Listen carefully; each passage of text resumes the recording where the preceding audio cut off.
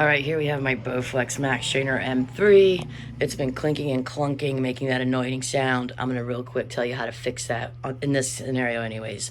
What was going on was there is a space here right now. There was no space, it was very tight, and when that is very tight, it does something to the pulleys and to that, and on every rotation there's a clunk, clunk, clunk, and it really disturbs your cardio.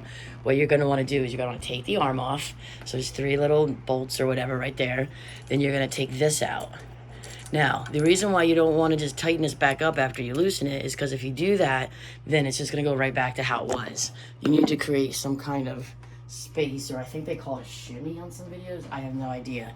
So I bought this 5/16 nut to add to this bolt and washer that the Bowflex already has. All right? And I'm going to put it right back where I got it. And I'm going to tighten it. Right? But not so much that it like gets so tight that space. All right, that's probably tight enough. Now check it out. Get on the Bowflex and literally